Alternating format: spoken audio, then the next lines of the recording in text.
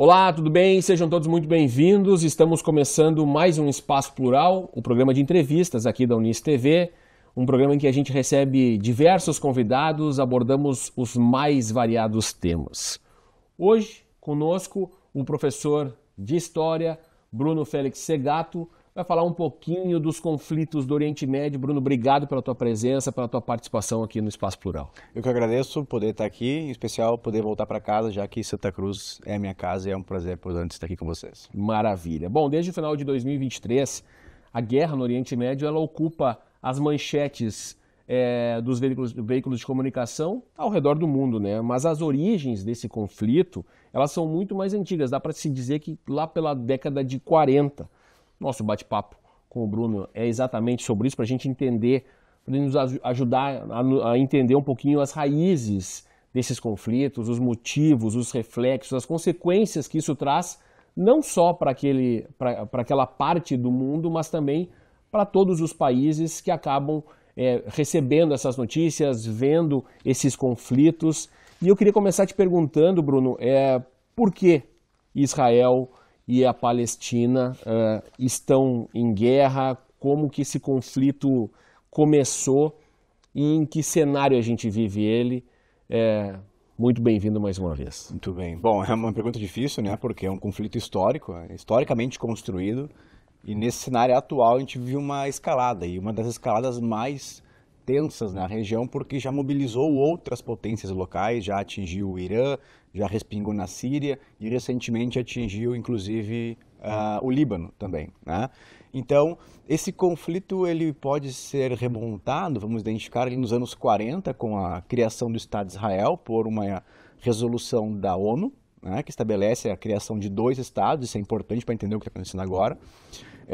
Porém, desses dois estados, somente o Estado de Israel foi criado, o Estado palestino não, porque os árabes não concordaram com a partilha que a ONU faz, acham injusta, e a partir dali já inicia uma guerra, né? Já temos uma guerra, a primeira guerra árabe-israelense, ou guerra de independência de Israel, e essa guerra vai ter o mesmo desfecho das demais guerras nas décadas seguintes, que é o quê? Povos árabes que se unem contra Israel, Israel com apoio dos Estados Unidos, vence militarmente e expande território, conquista territórios que deveriam, de acordo com aquela partilha estabelecida pela ONU, ser, né, da Palestina, dois estados, mas ele vai ocupando pedaços do que era do Egito, por exemplo, a Península do Sinai, da Síria com as colinas de Golã, e posteriormente, em algumas transações diplomáticas, alguns desses territórios foram devolvidos, como a Península do Sinai, para o Egito, as colinas de Golã continuam ocupadas, e o que seria, né, o Estado palestino foi cada vez mais ficando restrito a duas faixas de território separadas, inclusive. Uma que seria a Cisjordânia, tá? Um território que Israel ocupa. E a outra que seria a faixa de Gaza, onde o Hamas exerce o controle político nesse momento. Então, décadas se passaram, o que aconteceu? Os países vizinhos, apesar desse ranço inicial com o Estado de Israel, foram gradualmente reconhecendo Israel e foram estabelecendo negociações com Israel. É o caso do Irã, é o caso da Jordânia, porém outros não aceitaram, tá? Porém, o que acontece é que Gaza e a Cisjordânia, ou seja, os palestinos, foram ficando cada vez mais isolados, né? Então nós tivemos vários episódios de conflito, como Guerra dos 6 Dias, Guerra do Yom Kippur, recentemente nos anos 90, 2000, as intifadas, em que era palestinos com pedras contra israelenses com fuzis, e agora nós voltamos a ver mais uma escalada já faz alguns anos, né? A gente fala 2023, mas já em 2021, 2022, teve uma outra escalada de violência quando houve uma ameaça de despejo de famílias palestinas árabes de um bairro de Jerusalém Oriental chamado Sheikh Jarrah, e ali já começou uma troca de drones, de mísseis em especial, do Hamas em direção ao território israelense, e agora um novo pico de violências. Afinal de contas, a questão aqui é que Israel não só inviabilizou a formação de um Estado palestino, porque ocupou territórios que deveriam ser, né, pela partilha da ONU, como também vinha implementando sobre Gaza uma política de bloqueio, né, de restrição do acesso a fontes de água, fontes de energia, inclusive um bloqueio marítimo. Então Gaza foi bloqueada por Israel e a partir desse histórico que os árabes consideram abusivo, que o Hamas faz aquele ataque em outubro de 2023. E como é que é esse poderio do Hamas? Porque a gente sabe, né, dessa questão desse primeiro ataque agora, recente, agora desse ataque, uma festa, né? Mas qual é o poderio do Hamas para enfrentar um exército, por exemplo, de Israel? Hoje já é um poderio bem mais debilitado, né? Depois desses meses de conflito, já é um grupo muito mais fragilizado do que quando começa, certo? Da onde vem esse poderio? Provavelmente veio do Irã, né? O Irã é um desses estados do Oriente Médio que não aceita a criação de Israel, diferentemente de árabes como a Arábia Saudita ou Egito, que já aceitaram, já negociam, fazem trocas comerciais, têm diplomatas encarregados, o Irã não aceita Israel, né? Desde o início da Revolução de 79, o Irã diz que o Estado de Israel tem que ser erradicado do mapa, esse Estado não pode existir. Então o Irã sabe que diretamente não pode se enfrentar com Israel, porque tem o respaldo dos Estados Unidos, tampouco tem fronteira com Israel. Então o Irã faz uma guerra via proxies, como se chama, ou seja, por procuração. O Irã patrocina, fornece armamento, faz treinamento com grupos armados mais próximos de Israel que façam uma guerra secundária por ele na região. Eu estou falando do Hezbollah no Líbano, eu estou falando do próprio governo sírio até um certo momento, que foi derrubado recentemente. Estou falando dos Houthis no Iêmen, que estão ainda lá afundando navios que passam pelo estreito ali na região do Mar Vermelho, e também o Hamas na faixa de Gaza, né, que recebe suprimentos, recebe armamentos, recebe instruções, logística, informação. Então acredita-se que o potencial bélico do Hamas, quando ele ainda existia, se devesse sobretudo ao Irã. A gente tem esses conflitos, mas eles afetam muito essa questão das minorias étnicas e religiões na região, né? Também é muito forte isso, né? Mas a gente tem que ter um cuidado, né? Porque a gente vê muita gente colocando esse conflito como se ele fosse de natureza religiosa, né? Porque daí muito facilmente qualquer crítica à política de Israel, à política do governo Netanyahu, é associada a antissemitismo. E uma coisa não tem nada a ver com a outra. A gente tem uma política de antissemitismo, né? Desculpa, uma política de antisionismo, certo? Que é você condenar a ocupação, por exemplo, da Cisjordânia, que é um fato político, tá? E uma questão semita, ou ser antissemita, que é uma aversão ao povo judeu. Aí sim uma questão religiosa, inclusive uma questão criminosa. Tá? Nós temos muitos judeus ali que são críticos desse Estado de Israel. Os judeus ortodoxos, por exemplo, são críticos a essa atuação do Estado de Israel em relação à faixa de Gaza, por exemplo. Então, sim, nós temos o elemento religioso que agrava. Mas não é o fator preponderante ali é a questão política, né? Se para pensar, Jerusalém tem um grande problema, né? É uma cidade histórica, sagrada para 3 religiões. É sagrada para o islamismo, é sagrada para o cristianismo e é sagrada para o judaísmo. Imaginem vocês que, por exemplo, o templo mais sagrado para os judeus, ou pelo menos um dos lugares mais sagrados para os judeus, é o Muro das Lamentações, o que restou de um templo de Salomão antigamente. E logo ao lado, 400 metros, está a Mesquita de Al-Aqsa, onde se acredita que Maomé ascendeu aos céus. Então, e logo algumas quadras abaixo nós temos a Igreja do Santo Sepulcro de Cristo. Imaginem, são 3 grandes religiões convivendo. Poderia ser um grande exemplo de convivência harmônica, mas nesse cenário geopolítico colocado, qualquer procissão ali vira quebra-quebra, vira pancadaria, vira protesto. E como é que afeta essa instabilidade toda? Ela afeta países vizinhos, assim? Os países vizinhos inevitavelmente vão ser atingidos, por exemplo, a Jordânia, com milhares de palestinos migrando, por exemplo, quando eles perdem as suas terras em 48, um processo que os palestinos chamam de Nakba. Quando se cria o Estado de Israel, milhares de pessoas foram deslocadas das suas terras e muitos palestinos migraram para a Jordânia, alguns migram para o Egito, alguns migram para o Líbano. Então, um primeiro fator são essas migrações, que não é 12 pessoas, né? São 12 mil pessoas que aparecem do nada num povoado. Então gera uma série de problemas de ordem logística, de abastecimento nos países vizinhos. Também gera problemas políticos, porque nós temos dentro desses países grupos políticos alinhados com grupos políticos dos vizinhos. Então nós vamos ter alinhados, né, partidos de direita alinhados de Israel, com o partido da Jordânia, partidos do Líbano, e assim a política que era para ser nacional, ela acaba respingando em outros lugares. A guerra em Gaza respinga no Egito, porque tem fronteira com Gaza. A guerra em Gaza respinga na Jordânia, porque é alinhada com Israel, mas recebe muitos refugiados palestinos. Então, seja pela questão político-partidária, quanto pela questão humana das migrações, os países vizinhos sempre vão ser atingidos. Isso quando nós não falarmos da questão econômica, Sim. que envolve países produtores de petróleo, né? Quando essas bacias são atingidas ou o escoamento dessa produção é comprometido, não só eles que são afetados, mas o mundo inteiro que é atingido. Bom, em dados recentes, são cerca de 100 mil palestinos mortos, a maioria mulheres, crianças, e essa estratégia do Benjamin Netanyahu, que opta dá para dizer assim, que ele opta pela manutenção da guerra? Não há dúvida, sim. Até porque internamente é um governo fragilizado, internamente existe uma investigação em curso, um processo judicial contra ele por corrupção.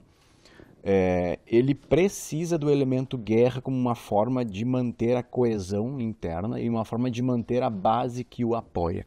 Isso explica em partes também por que a guerra em Gaza foi estendida por tanto tempo, por que Israel é tão avesso a algumas negociações que o Hamas estabelece como critérios, por que se atacou o Irã. Porque, diferentemente de Gaza, que divide a opinião pública em Israel entre quem concorda com a política e quem não concorda com essa política para a faixa de Gaza, o Irã unifica a opinião pública. Então, atacar o Irã é uma forma de reunificar a opinião pública em torno do combate a um potencial inimigo em comum.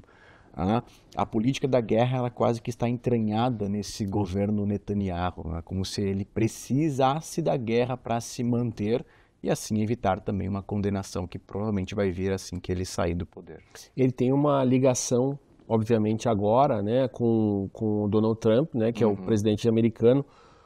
Dá para acreditar nessa possibilidade do governo americano forçar, ou não sei se a palavra forçar é a mais correta, mas solicitar um cessar-fogo? É o que vem acontecendo. Mas o receio da comunidade internacional, em especial da ONU, é a forma como isso vai ser conduzido.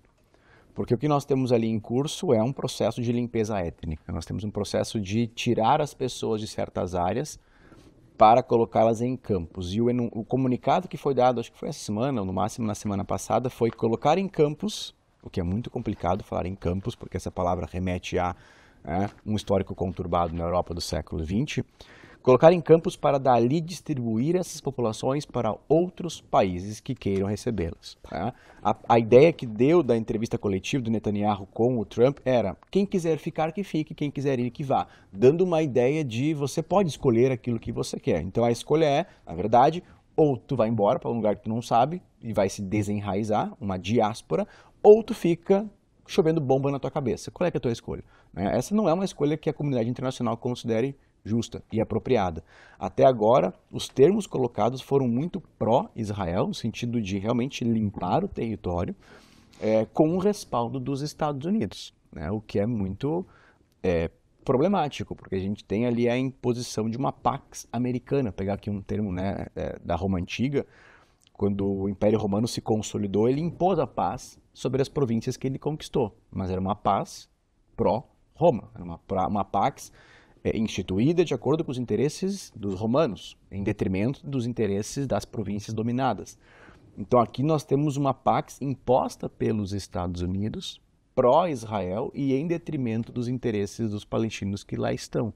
E no pior dos cenários, a gente veria ali o que o próprio Donald Trump, ele fala muita coisa que a gente sabe que não corresponde, mas de fazer de Gaza um grande resort, um grande local cheio de praias e fazer de Gaza um grande negócio imobiliário. Não vamos esquecer que ele vem do ramo imobiliário, É um indivíduo que disse que quer comprar países, que quer anexar o Canadá, que quer comprar ou anexar a Groenlândia, que são países gigantes. Imagina a ambição que ele vai ter com Gaza, que é um território muito pequeno, porém densamente povoado.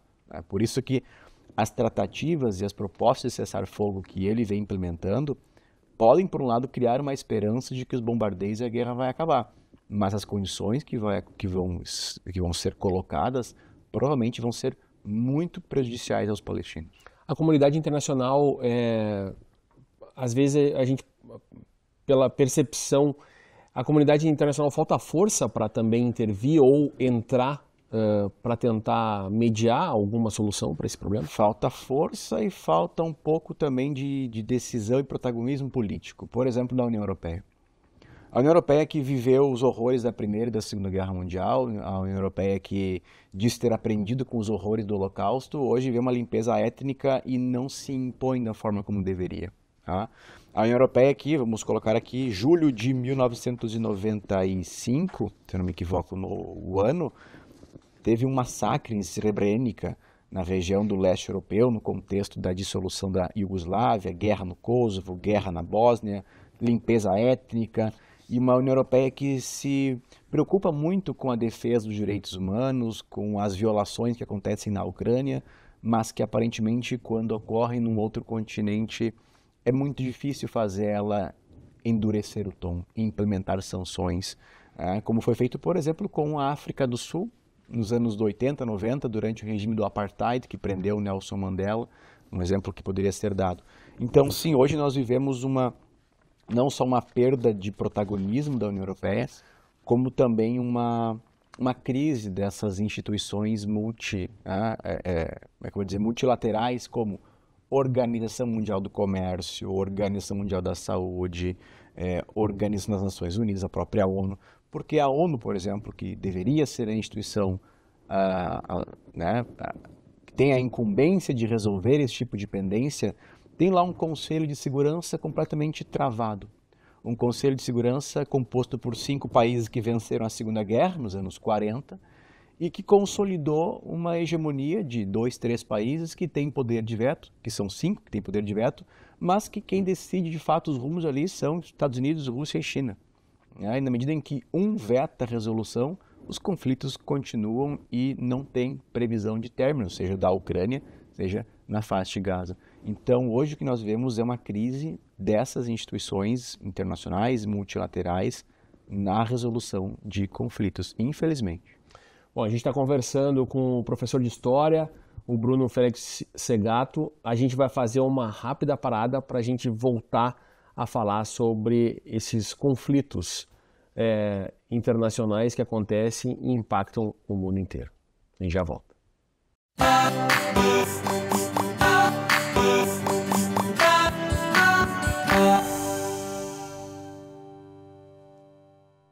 Que tal acompanhar as nossas produções e também os bastidores da Unis TV? Para isso é muito simples. Basta nos seguir no Instagram e também no Facebook. Claro, você pode nos acompanhar também pelo canal 15 da NET e pelo nosso canal no YouTube. A gente espera por você.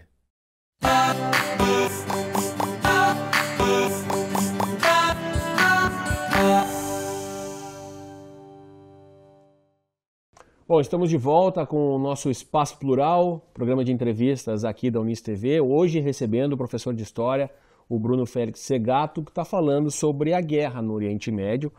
A gente já falou um pouquinho nesse primeiro bloco, mas eu queria saber, Bruno, tu acha provável, possível que países, as grandes potências, né, Rússia, China, se envolverem também, aprofundarem um pouquinho mais para tentar solucionar e ter um cessar-fogo e diminuir essa tensão também? É possível isso? Até agora, esse movimento, de forma mais enfática, não foi feito. Esses países se manifestaram um pouco mais quando o Irã foi envolvido, né, no sentido de respaldar a soberania do espaço aéreo, de ressaltar alguns crimes de guerras que estariam acontecendo. A China, sempre pela sua pressão econômica, mas nunca pela pressão militar, que é o caso mais da Rússia, mas até agora esses países se limitaram a condenar essas violações, a emitir comunicados, a emitir notas, a convocar reuniões no Conselho de Segurança, que no final não dão em nada, porque alguém vai lá e veta. Então, até agora, essa mobilização mais enfática, ela não aconteceu. Não consigo ver esses países se mobilizando de uma forma mais enfática para fazer algo ali, interromper. Até porque, se a gente for para pensar agora que terminou o conflito com o Irã, pelo menos, o foco do mundo virou o quê? Guerra comercial, tarifas. E Gaza sucumbe um pouco a cada dia.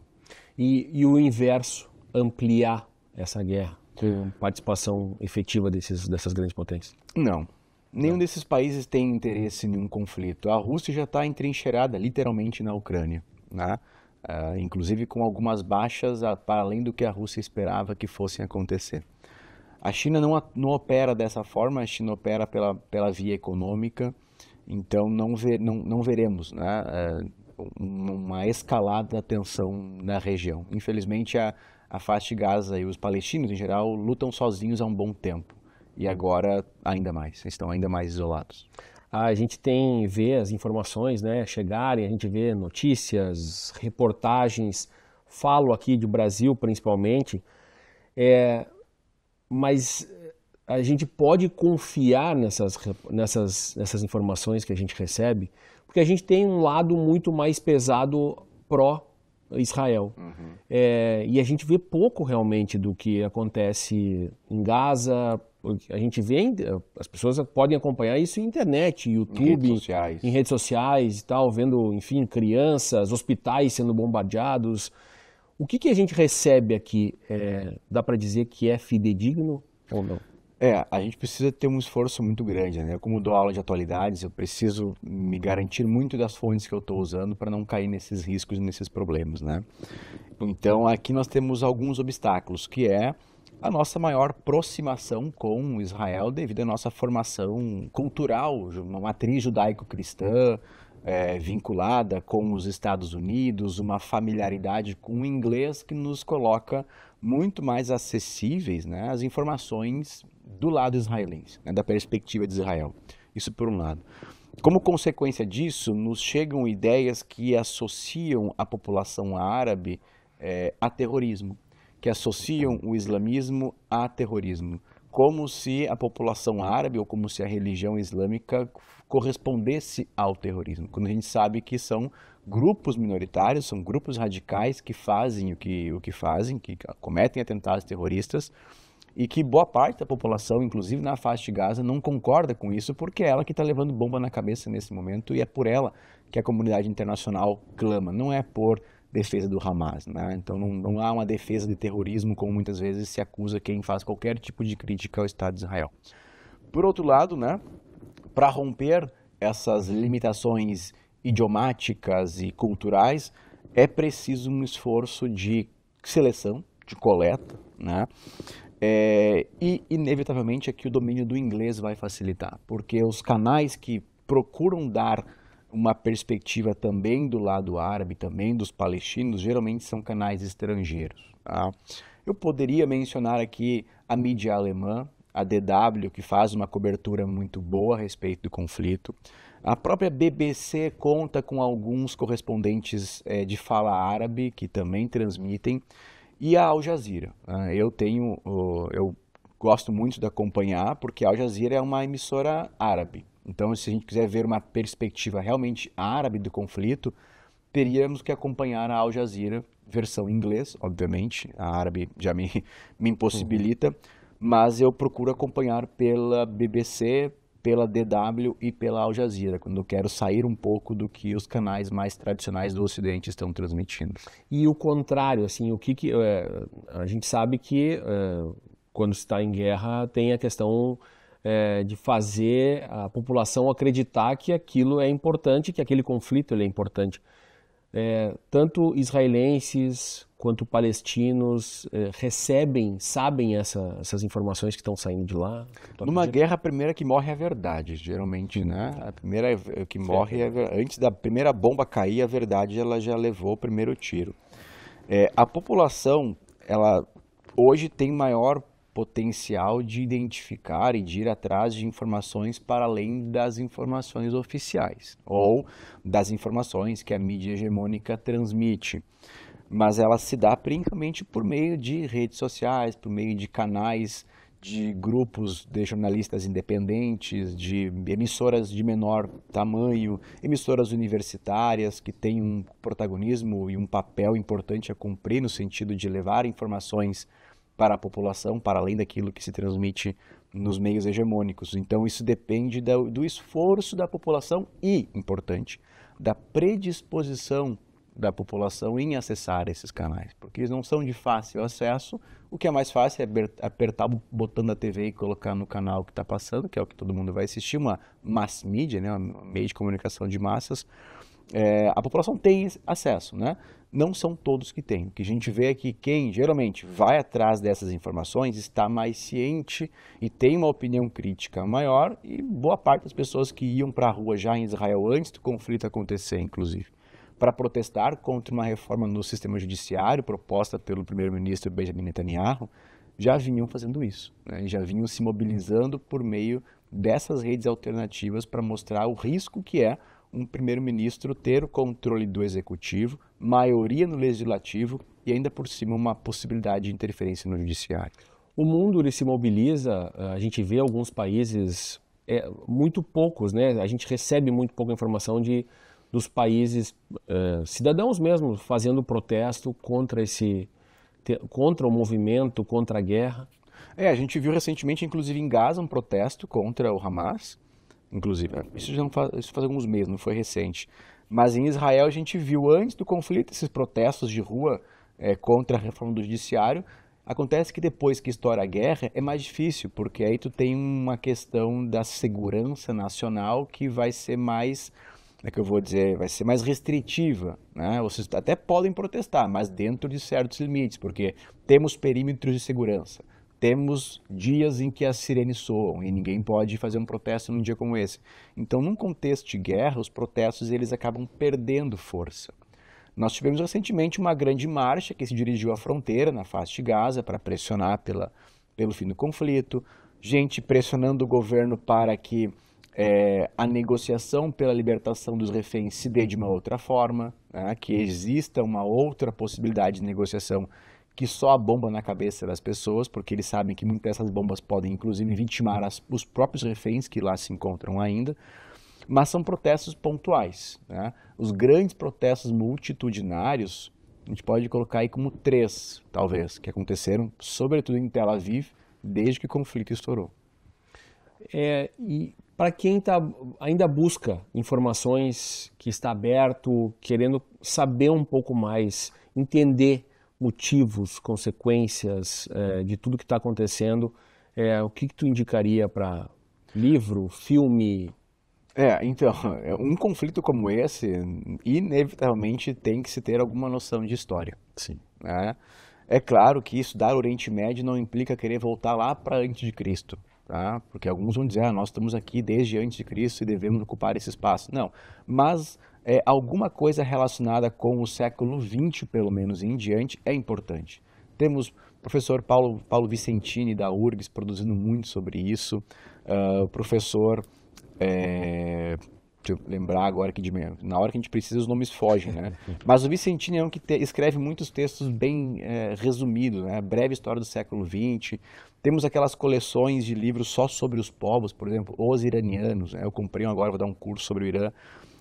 Temos várias opções, mas sempre no sentido mais geral. Aí, se for aprofundar, nós temos um livro chamado Uma História dos Povos Árabes, que é um calhamaço e é bem grande, é muito detalhado para entender as rivalidades entre xiitas, sunitas, né, que é importante entender porque a Arábia Saudita e Irã são rivais, por exemplo.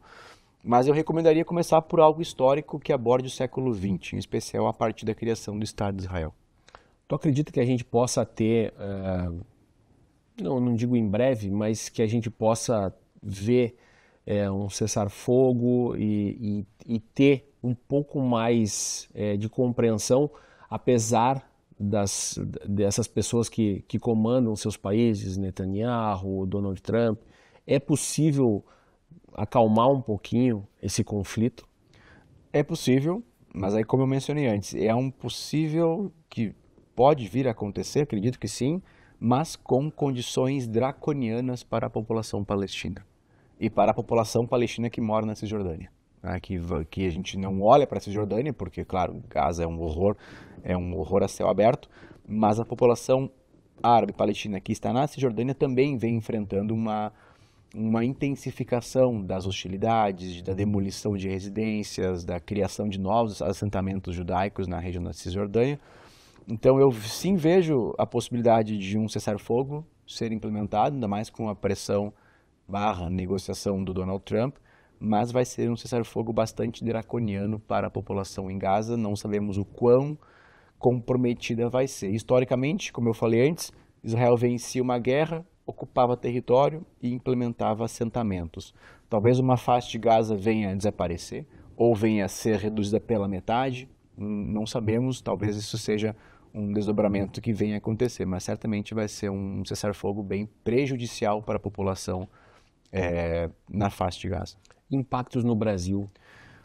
Bom, impactos no Brasil, a gente tem os impactos diretos ou imediatos, vamos dizer assim, sobre a população descendente de árabes que moram aqui. Nós temos, inclusive, uma comunidade aqui em Santa Cruz, descendente de jordanianos, libaneses, sírios, palestinos, inclusive. Eu tive uma ex-aluna quando eu trabalhei aqui num colégio de ensino médio, bem como, claro, o impacto sobre as famílias que têm familiares israelenses. Eu tenho também uma ex-aluna em Porto Alegre que tem um primo que morreu durante o ataque. Ele estava naquela festa.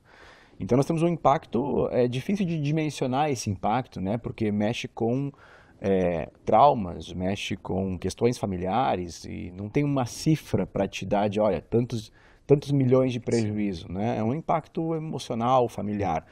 Mas os impactos para o Brasil, em contexto de país, já vem acontecendo, né? Na medida em que o Brasil foi um desses países que levantou a voz contra a forma como o Estado de Israel agiu na faixa de Gaza.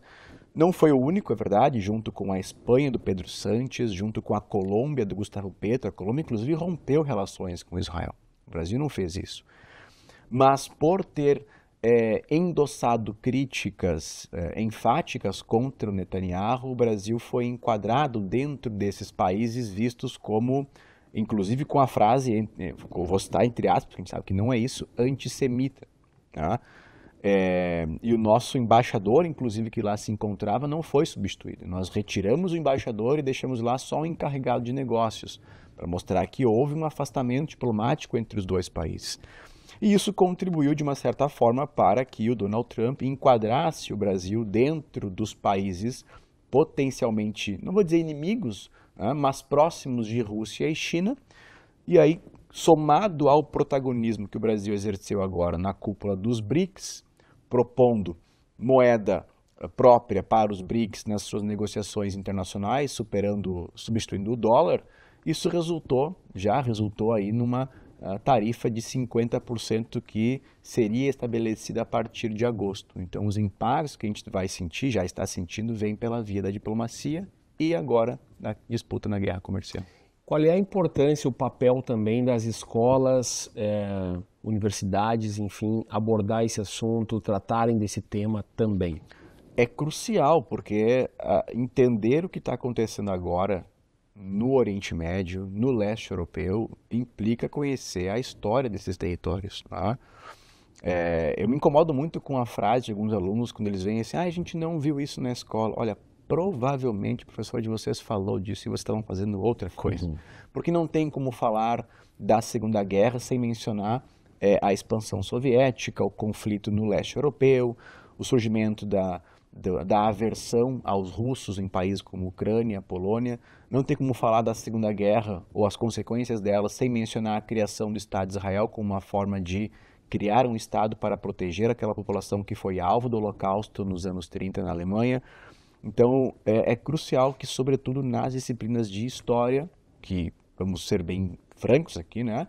Reforma após reforma, em alguns estados, tem a carga horária reduzida, né? E é vista como uma disciplina secundária em comparação com matemática, com português. Eu não estou desprezando essas disciplinas, sim, mas eu estou pontuando que entender a história e a geografia desses espaços é crucial para que os alunos saiam da escola sem repetir os mesmos estereótipos, os mesmos preconceitos e às vezes os mesmos crimes, porque antissemitismo e linguagem de violência é crime, né? Ainda mais se isso for agora, né, for para nas redes sociais, com a nova decisão do STF, inclusive, para que essas crianças saiam da escola com uma consciência crítica, né?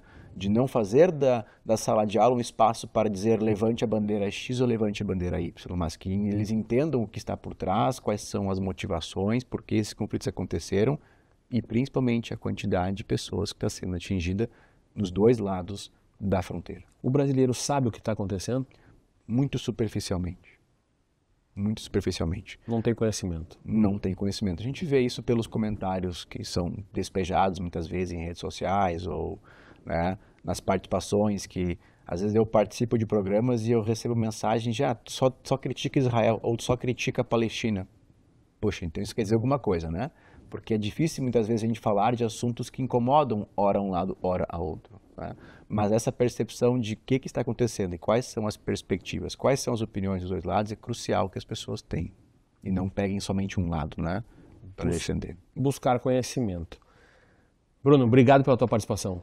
Eu que agradeço o convite, foi um prazer poder estar aqui conversando sobre essa temática. Seja sempre bem-vindo. A gente vai convidar o Bruno para umas próximas entrevistas para conversar um pouquinho mais, porque a gente precisa ter esclarecimento sobre o que acontece também lá no Oriente Médio, que tem impacto direto aqui. Agradecer a participação do professor Bruno, professor de História.